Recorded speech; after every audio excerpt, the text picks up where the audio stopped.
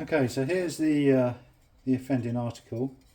Obviously this is the bits we could see quite easily, and I could have just cut it across there and carried on, but if you look at it, it is in a bit of a mess.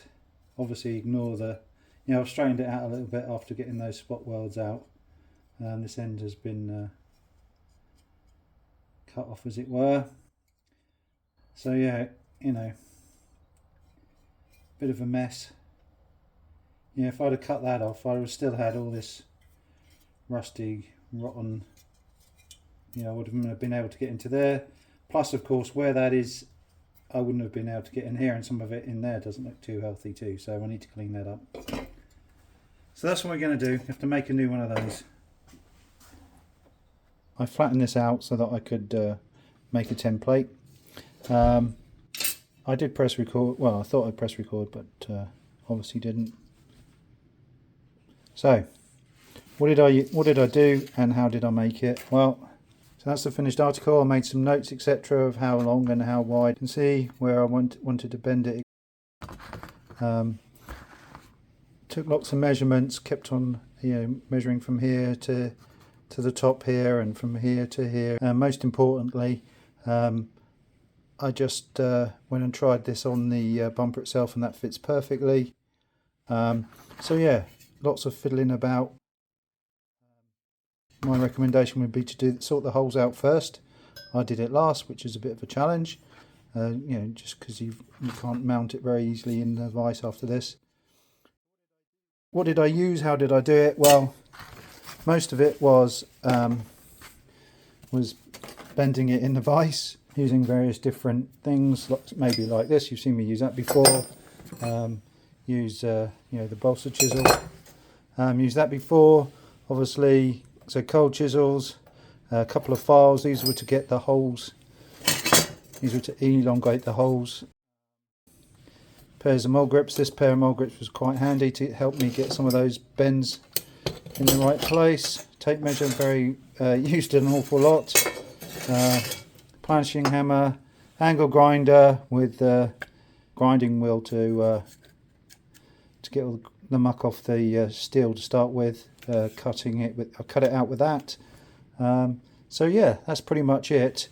And it was really a matter of, once I'd flattened that out and cut that out, it was really a matter of bending and bending and bending. You can see some of it wasn't the nicest. It's got a few dings and things, but yeah, we can tidy it up a bit more. But effectively, that's it. I've measured it up.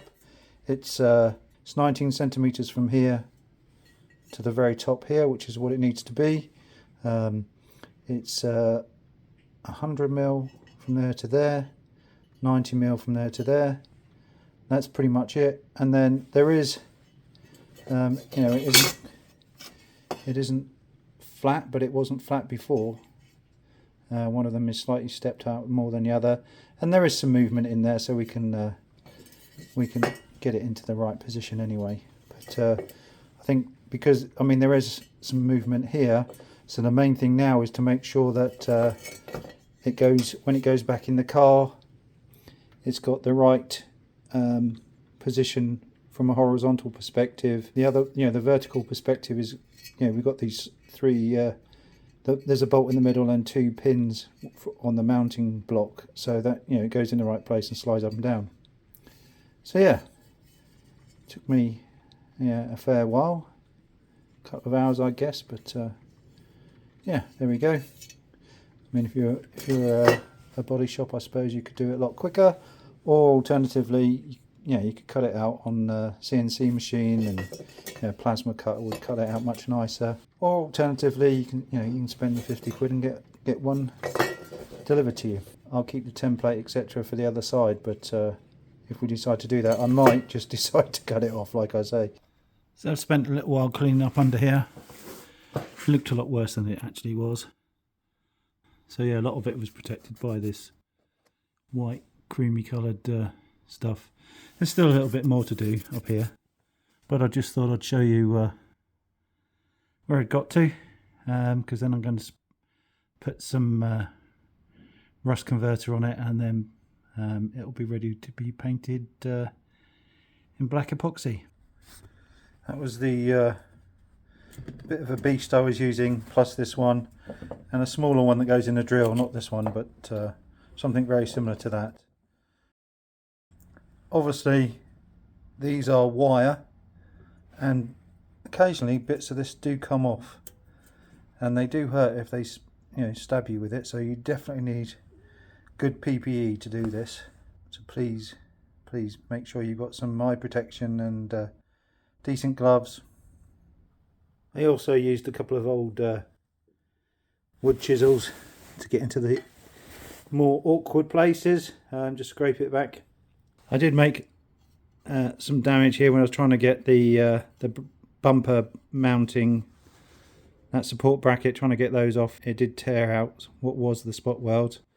And I also noticed that this bit here itself is a little bit thin. So what I'm planning on doing is to replace, put a piece in there and down to here, along and then down to here. Because it is, look down the bottom here, it's, get it to focus. You can see it's pretty thin there, so we'll just replace that with a bit of 18 gauge while we've got this open.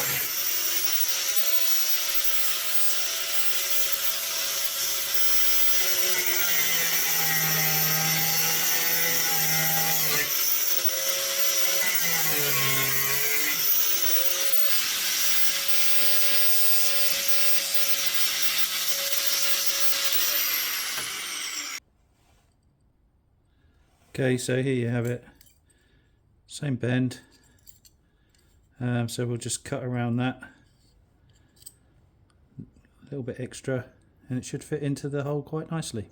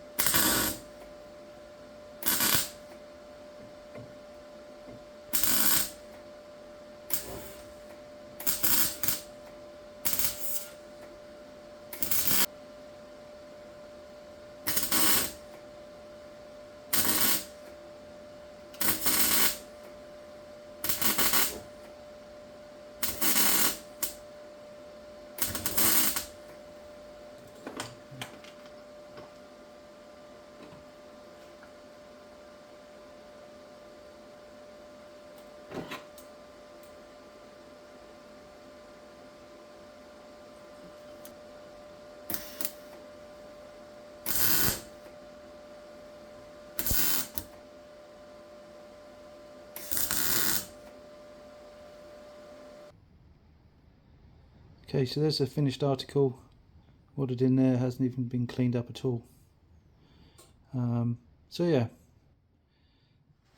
we just need to straighten out this bottom piece. The other piece comes around and overlaps it anyway, but we need to put a straight edge on there. So yeah, we might clean up a bit more in here. Just scrape off all the flaky stuff and then give it some protection too. So I briefly cleaned up under there. Didn't go too mad. We're going to put a load of kind of stone chip stuff. So yeah, it's gonna, doesn't need to be too pretty, but obviously you want it to look reasonable. And from the inside, again, I hardly touched it, just went over it with a wire brush really. You know, we can't really get in there with the angle grinders and things, so it's a bit of a challenge, but so I'm okay with that. It's good 18 gauge metal in there now.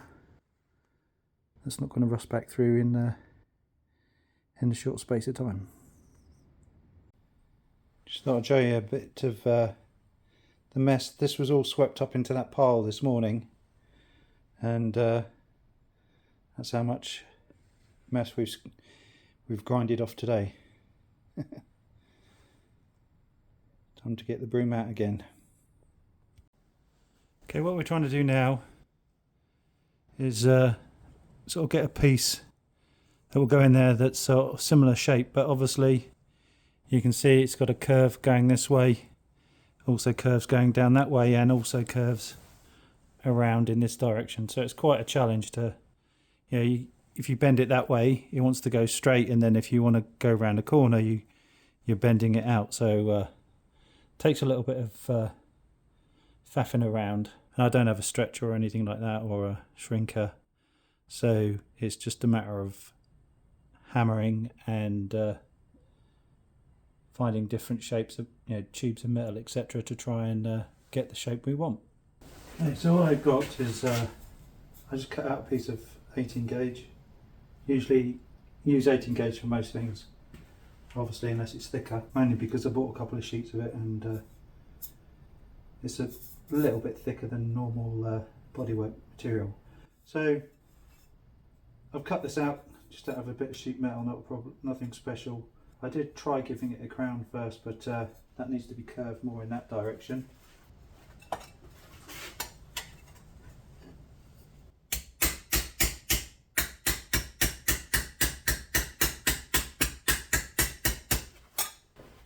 So this is what I'm trying to do. If I get the top right round there, as you can see, it goes in, so I need to, I think if we cut along there and down there and do the cut and butt, and that will force I think we need to put a bit more in here.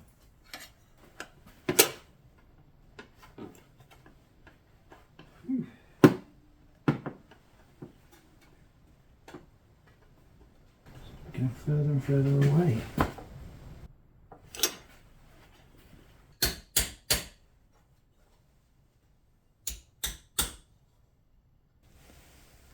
So you can see it's got, you know, it's got a crown that way, crown the opposite way, a crown that way, and it tightens. It's not, you know, it's tighter here than it is here. So yeah, it's a bit of a challenge. I seem to get close and close and close, and then I get really close, and then I do something, it goes miles off, and start again.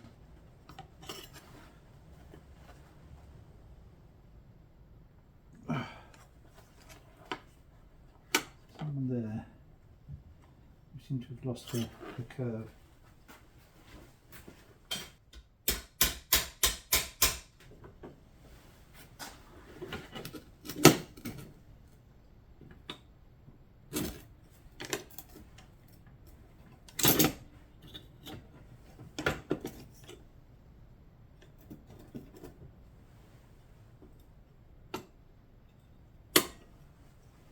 Okay.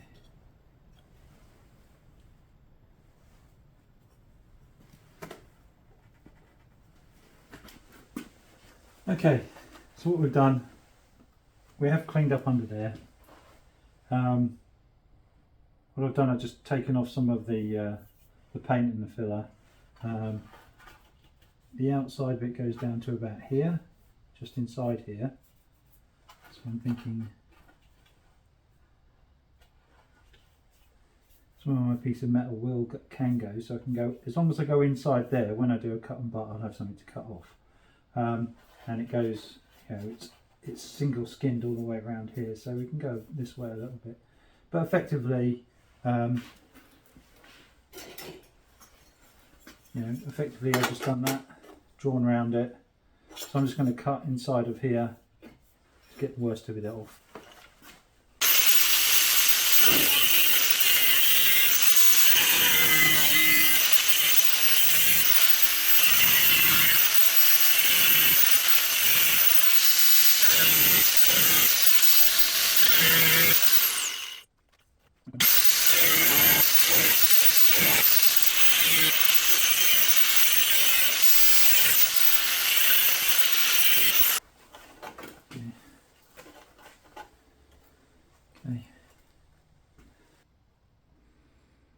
Okay, so you can see the higher up it goes, but the lower down, definitely very corroded. Put that with my collection of rusty bits of metal. Okay, so you can, hopefully you can see, there is some, there is a panel here which we need to clean up. There's also the usual goop, and we've got it to go over there like that, so we can do a cut and butt on that. Still might be a little bit down here because it's not quite right there. So that's, you know, that's going to go in there. So what I'm going to do now is, now that I've cleaned underneath that side as well, and I've cleaned under here, got rid of all the worst of it. So I think what I'll do before I do anything else is I will give that a good coat of 2-part epoxy, just to protect it. You can see, you know, just using the etch primer, the surface rust comes back. So you definitely need to, you know, here I'm going to put some rust converter. In fact, all of it, I'll put some rust converter on it and then lightly sand it, and then go over the 2-pack black epoxy. This is the other side.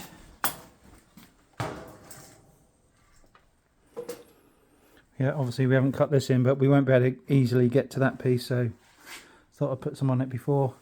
And then I cleaned up all that side. Still got to put the bumper mounting bracket in there, so I need to paint that before I put it in as well. But I will have another chance. You know, being 2-part epoxy, you only make up as much as you need, because it's quite expensive and you don't want to waste it. So I've done enough at the moment. You know, when, you know, I've put some around here as well. You know, so we've got some all the way around there. You know, the only piece from a welding perspective is up here, and then obviously there'll be some here, but we'll clean that off before we put the outer arch back on. So it's, you know, 2 parts really. One is to, you know, protect it long term, and the other time is just to stop it from flash rusting.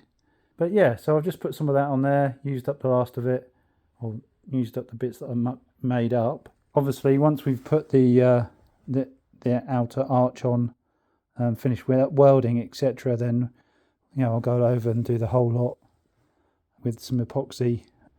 Make sure little bits like, you know, like that little bit there, and make sure all of that's rubbed back. But yeah, just sort of working my way through. So like I say, that's almost ready for the outer seal to go on. This is the next thing. So yeah, once I've cut and butted that in there, put some paint on it to protect it. Need to put the bumper mounting bracket which goes under here. Need to put that in, and then I'll probably do the outside arch. Okay.